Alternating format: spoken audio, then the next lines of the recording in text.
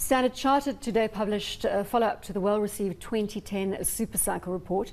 This latest publication argues that the global economic supercycle remains largely intact, and the company forecasts an average world growth of 3.5% for the 2000 to 2030 period.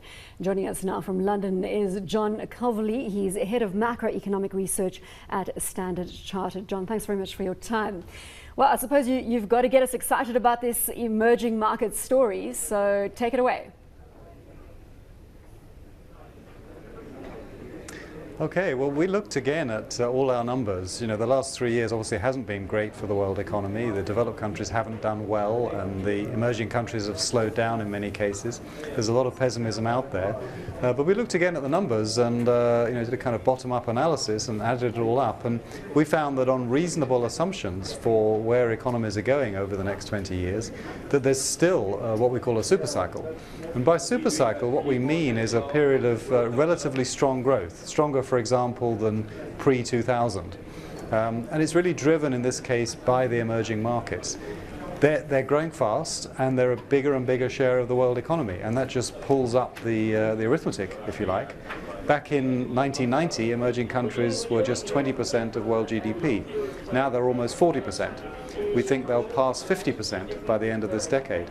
So you don't need massive growth in emerging markets, you just need them to keep growing faster than the developed countries, and they pull up the average as they become a bigger share.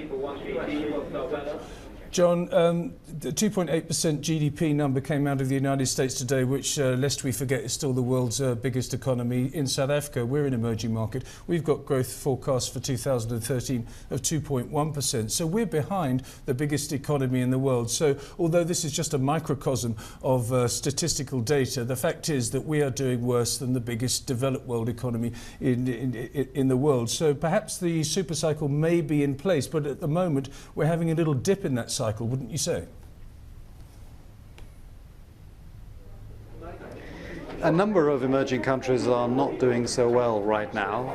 Obviously China has slowed down, India has slowed down a lot, Indonesia is under some pressure, Brazil is under some pressure, and as you say, South Africa is not doing so well. What's needed in all these countries is reforms. Reforms, it varies country by country as to exactly what's needed. We are seeing a lot of talk about reform in China. We have the third plenum coming up this weekend, which is a big meeting where the party will establish the overall framework for reform going forward. We're hopeful that we'll see reforms in India and Indonesia after the elections next year. And we think there is a lot of pressure for reform in those countries. And really South Africa has to try to follow the same route. It's tough, these things are difficult to do politically. They often shake up vested interests. But really South Africa ought to be able to do better than 2% growth. I think everybody knows that. But it does require change. John, it's very brave of you going out to 2030, but one of the big factors, surely, over the next 17 years is going to be China. And there's a big demographic here that doesn't really matter what the authorities do. It's called the Lewis tipping point, which comes in between 2020 and 2025, when as a direct result of a direct consequence of the one-child policy in China means that they physically don't have enough people to man the machines. Have you factored that into your forecasts? Yes, we have. I mean, China has been growing at 10% per year in the past. We think it's slowing down to around 7% for the rest of this decade, and then just over 5% in the next decade. So, as you say, in future it's not going to be labour force growth. Labour force is already declining, in fact. There's still, right now, there's still people in the rural sector that can move into the urban sector. As you say, that will gradually change over the next 10 years. So there won't be many people left in farms to bring into the urban sector. So China's got to upgrade. It's got to move up the value-added curve. And the signs are that it's doing that.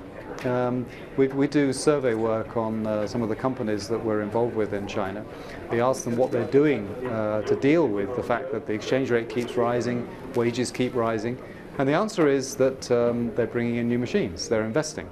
Sometimes they're moving out to Western China, in a few cases they're moving out of China to somewhere like Vietnam or Indonesia, but mostly what they're doing is bringing in machines to upgrade. And that's what's going to drive the growth in China increasingly. Per capita incomes are going to increase rather than just bringing people off the farms and putting them in factories and getting them to work.